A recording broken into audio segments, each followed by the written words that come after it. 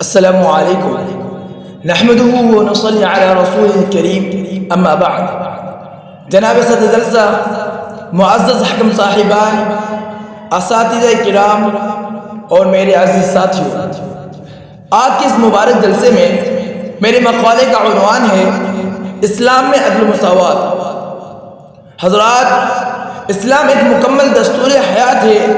وہ زندگی کے ہر شعبے میں انسان کی رہنمائی چاہتا ہے، عدل و مساوات معاشرے کی اصلاح چاہتا ہے، وہ برائیوں کا قلع کما کرتا ہے۔ اللہ تعالیٰ سورہ نساء میں ارشاد فرماتا ہے، ان اللہ یأمرکم ان تؤدوا الامانات الی اہلها واذا حکمتم بین الناس ان تحکموا بالعدل۔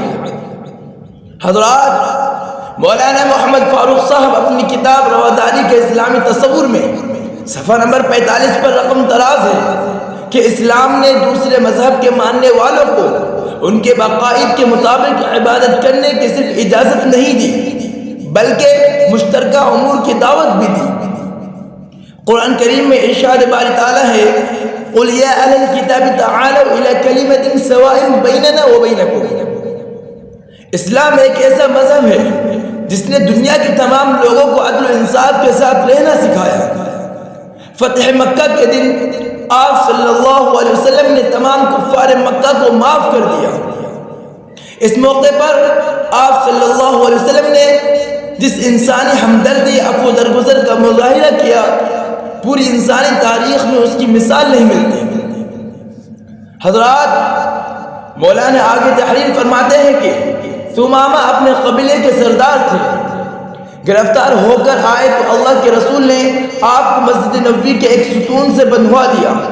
جب بھی حضور ان کے پاس سے گزرتے تو فرماتے کیف ما بک یا ثمامہ۔ 3 دن کے بعد حضور نے ان کو آزاد کر دیا اور کہا کہ ان کو چھوڑ دو، جانے دو۔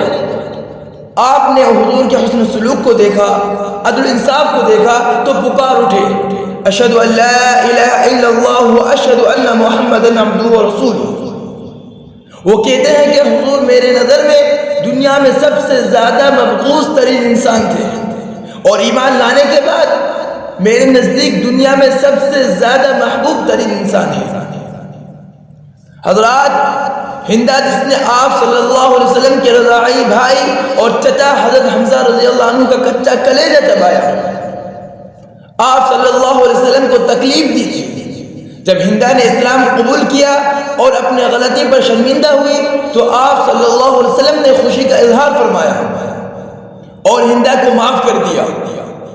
جب وحشی غلام نے حضرت حمزہ رضی اللہ عنہ کو نشانہ بنایا اور ان کو شہید کر دیا، جب وحشی غلام نے حضور سے معافی مانگی تو حضور نے معاف کر دیا۔ فتح مکہ کے دن آپ صلی اللہ علیہ وسلم نے ابو سفیان کو معاف کیا، بلکہ جو ان کے گھر میں تھا اس کو بھی معاف کیا۔ اس کے علاوہ جتنی بھی جنگیں ہوئی، ان تمام جنگوں میں آپ صلی اللہ علیہ وسلم نے عفو درگزر کا معاملہ کیا، اور عفو درگزر کی ایسی مثال دنیا نے آج تک نہیں دیکھی۔ حضرات، مولانا سید ابو الحسن علی ندوی تعمیر حیات سن 2004 عیسوی کے شمارے میں تحریر فرماتے ہیں کہ حضور کی سیرت طیبہ عدل کے ضامن ہے۔ آپ صلی اللہ علیہ وسلم نے انسانیت کو عدل و مساوات، امن و سلامتی کا شاندار اسوہ عطا فرمایا۔ آپ صلی اللہ علیہ وسلم نے عدل و مساوات کا آفاقی پیغام عملی طور پر نافذ کر کے دکھایا۔ آپ صلی اللہ علیہ وسلم نے اپنی زندگی کے نازک ترین لمحات میں، مثلا حجر اسود کی تنصیب، طائف کا سفر، شیب ابی طالب، ہجرت حبشہ، صلح حدیبیہ اور فتح مکہ کے موقع پر جس عظیم رواداری کا مظاہرہ کیا، اس کی مثال پیش کرنے سے دنیا قاصر ہے۔ امام بیہقی اپنی کتاب دلائل النبوت میں بیان کرتے ہیں کہ زید بن سفینہ نامی ایک یہودی کو رسول اللہ صلی اللہ علیہ وسلم سے اپنا قرض واپس لینا تھا۔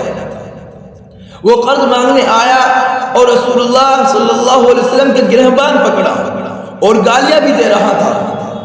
اس نے کہا، اے محمد، میرا قرض ادا کرو۔ حضرت عمر فاروق رضی اللہ عنہ نے اس یہودی سے کہا، اے اللہ کے دشمن، اللہ کے رسول کے ساتھ یہ بد کلامی اور بے باکی جو میں سن رہا ہوں اور رسول کے ساتھ تیرا سلوک دیکھ رہا ہوں، اس کی ذات کی قسم جس نے آپ کو حق کے ساتھ بھیجا ہے، اگر مجھے آپ کی ملامت کا ڈر نہ ہوتا تو تیرا سر قلم کر دیتا۔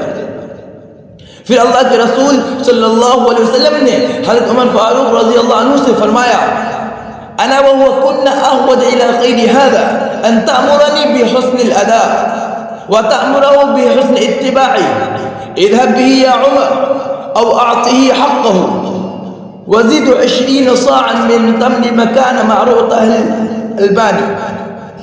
یہودی نے جب یہ حسن سلوک دیکھا تو وہ بھی بول اٹھا، اشہد ان لا الہ الا اللہ واشہد ان محمدا عبدہ ورسولہ۔ صبر و تحمل، عدل مساوات کی یہ اعلیٰ مثال ہے جو ہمیں کسی دوسرے مذہب کی تاریخ میں نہیں ملتی۔ آج کے معاشرے میں حضور صلی اللہ علیہ وسلم کے عدل و مساوات کو لوگوں کے سامنے پیش کیا جائے، عوام الناس میں نفرت، انتہا پسندی کے بجائے عفو درگزر، پیار و محبت، برداشت، وسعت قلبی اور عدل کے جذبات کو ابھارا جائے۔ Electronic media, print media, social media کے ذریعے عدل مساوات کو فروغ دیا جائے۔ انشاءاللہ وہ دن دور نہیں جب پورا معاشرہ عدل مساوات کے ذریعے فروغ پائے گا۔ اب میں اپنے مقالے کو اس شعر پر ختم کرتے ہوئے رخصت ہوتا ہوں۔ ایک ہی صف میں کھڑے ہو گئے محمود و ایاز، ایک ہی صف میں کھڑے ہو گئے محمود و ایاز، نہ کوئی بندہ رہا نہ کوئی بندہ نواز، وما علینا الا البلاغ، مع السلامہ۔